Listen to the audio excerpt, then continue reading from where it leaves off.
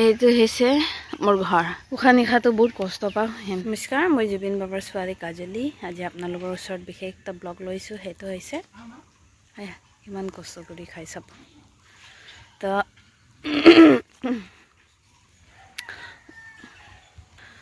মই কেনেকৈ জীয়াই থাকোঁ, কেনেকুৱা ঘৰত আছোঁ, কেনেকুৱা জেগাত আছোঁ, সেইখিনি মই দেখাই দিম আপোনালোকক। সেইযোৰ কাপোৰ হৈছে একেটাই দাম আৰু ইয়াৰ প্ৰাইচটো একেটাই দাম, আৰু সেইটো হৈছে কেঁচা কটনৰ।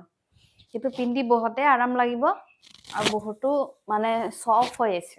একেবাৰে পিন্ধা নপিন্ধা একেটাই হ'ব, ইমান আৰাম কাপোৰযোৰ।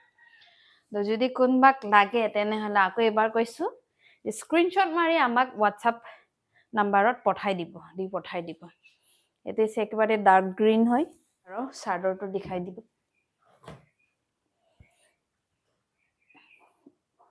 সেইটো হৈছে ব্লাউজ পিচ, চাই ল'ব।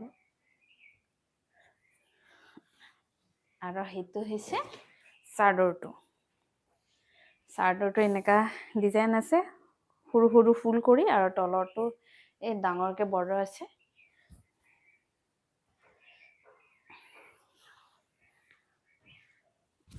চাই ল'ব, এনেকা হয় চাদৰটো। একেটা ডিজাইনে হয়, কিন্তু ৰং বেলেগ বেলেগ। চবৰে ৰঙৰ চইচ বেলেগ বেলেগ থাকেতো, তাৰ বাবে বেলেগ বেলেগ ৰং। এইটো হৈছে কফি কালাৰ বুলি কয়, ব্ৰাউন কালাৰ কফি।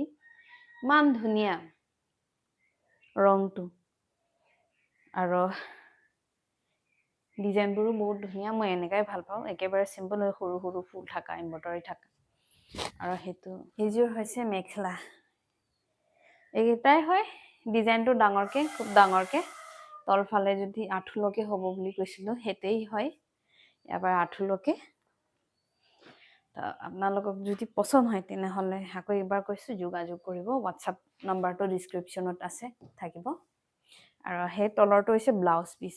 কাৰণ বহুত মানুহৰ চিন্তা ধাৰণা এনেকুৱা থাকে যে মই একেবাৰে হাইফাই ঘৰত আছোঁ, একেবাৰে হাইফাই লাইফ জীয়াইছোঁ, সেনেকুৱা চিন্তা ধৰণৰ থাকে। তো ইহঁতৰ কাৰণে মই দেখাই দিব চেষ্টা কৰিছোঁ, দেখাই দিম যে মই কেনেকুৱা অৱস্থাত থাকোঁ। আৰু যিহেতু আগৰ পৰাই মই কষ্ট কৰি খোৱা, এতিয়াও কষ্ট কৰি আছোঁ। আৰু চেপনত বহুত মানুহে মোক আগত বহুত মানুহে চিনি পাইছিলে কি বুলি, মই বেটিক পিঠিত বান্ধি যাওঁ। দোকান সৰু মূৰকৈ খুলিছিলোঁ, এইটো দোকান সৰু মূৰকৈ খুলিছিলোঁ। তাৰ কাৰণে প্ৰথমে আমাৰ তাত চাইকেলো নাছিলে, এতিয়া আছে বাৰু চাইকেল। ঈশ্বৰৰ আশীৰ্বাদত লৈ লৈছোঁ। তথাপিও মানে চাইকেলো বেলেগে চলাই বিয়া কৰি দিয়ে। মই বিয়া কৰি পেলাই থৈ দিয়ে, বনায়ো নাদে, তেনেকুৱা হয় অৱস্থাটো। তো গতিকে ইয়াৰ পৰা খোজকাঢ়ি মৰাণ ওলাই যাবলগীয়া হয়। 3 কিলোমিটাৰতকৈ বেছি আছে খোজকাঢ়ি যাওঁতে। আৰু বেটিক যেতিয়া সৰু থাকোঁতে ঠিকে আছিলে, এতিয়া বান্ধি লৈ গ'লে অকণমান দূৰ গৈয়ে মানে উশাহ নিশাটো বহুত কষ্ট পাওঁ, বুকুত বিষাই যায়। তথাপিও মই সেনেকাই যাওঁ। আৰু যিহেতু এতিয়া বৰ্তমান চেপনৰ মানুহখিনি এতিয়াহে চিনি পাইছে জুবিনে এডপ্ট কৰা ছোৱালী হয় বুলি। তথাপিও সিহঁতে আগৰ পৰাই মোক মৰম কৰিছিলে, চেপনৰ মানুহখিনি আগৰ পৰাই মোক ৰেচপেক্ট দিয়ে। এতিয়া বেছি হৈছে বাৰু, চিনাকিও বেছি হ'ল, ৰেচপেক্টো বেছি হ'ল, বাঢ়িলে পাপাৰ নামৰ।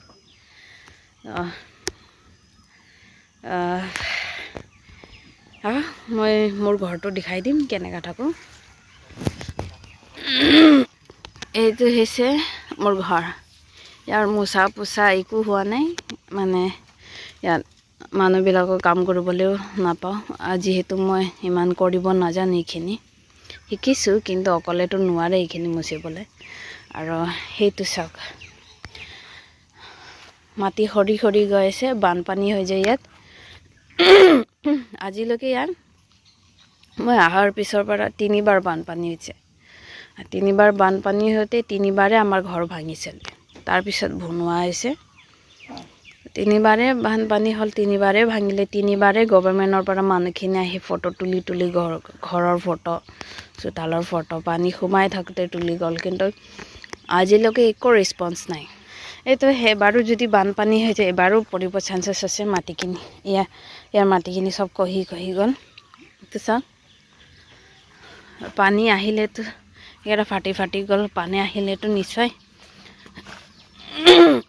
পৰি যাব এবাৰ সেইবিলাক চাওক আৰু বহুতৰ প্ৰশ্ন হ'ব পাৰে এনেকা থাকে যে ঘৰ চৰ মুচি দিব লাগে বা কৰি দিব লাগে তো সেইকাৰণে ক'ব খুজিছোঁ ইয়াত ইমান ডাঙৰ ঘৰ আছে তো ঘৰটো চাবলৈ ক'বলৈ সহজ কিন্তু কৰিবলৈ ইমানেই কঠিন অকলে মই নোৱাৰিম যিহেতু ছোৱালীও আছে ছোৱালীকো চাব লাগে আৰু ছোৱালীও গাখীৰ খাইছে লগতে ইয়াত মানুহ নাপায় অকল মদ খোৱাবিলাককে চাথ দিয়ে আমি যিহেতু মোৰ হাজবেণ্ডো মদ নাখায় মই কেতিয়া ব্যৱহাৰ নকৰোঁ তাৰ বাবে আমি মাতিলে মানুহ নাহে কাম কৰিবলৈ আৰু হাতত পইচা পাতিও নাই সৰু মুৰুকৈ দোকান খুলি থৈছোঁ সেই দি ঘৰ চলি আছোঁ আৰু হাজবেণ্ডে কাম কৰাটো সেই মানে EMIত গৈ আছে তেনেকৈ চলি আছোঁ আৰু যিবিলাকে মোক বেয়াকৈ কমেণ্ট কৰে ইহঁতক ক'ব খোজোঁ এটাই কথা যে মই নিজে কষ্ট কৰি নিজে ইনকাম কৰি নিজে খাই আছোঁ আপোনালোকৰ নাই খোৱা মোৰ ভিউছে বাঢ়ক বা মোৰ ভাইৰেল হওক যি নহওক বা ফলোৱাৰ্ছে বাঢ়ক বা মানুহে মোক মৰম কৰি ছাবস্ক্ৰাইবে কৰক সেইটো ইহঁতৰ মৰম হয় ইহঁতৰ মৰমৰ কাৰণে ইহঁতে মোক ছাবস্ক্ৰাইব কৰিছে ইহঁতৰ মৰমৰ কাৰণে ইহঁতে মোক ফ'ল' কৰিছে ইহঁতৰ মৰমৰ কাৰণে ইহঁতে মোক চায় তো গতিকে তাত আপুনি হিংসা কৰিও লাভ নাই মোক কৈও ফাইদা নাই কাৰণ যিহেতু ময়ে কাৰো কথা নুশুনো যিহেতু মই পাপাৰ কথাও শুনা নাছিলোঁ মাৰো শুনা নাছিলোঁ মোৰ বায়'লজিকেল মা পাপাৰো শুনা নাছিলোঁ যাৰ কাৰণে মই আজি এনেকুৱা জেগাত আহি পালোঁ আৰু যাৰ কাৰণে বেলেগ কাষ্টতো বিয়া হ'লোঁ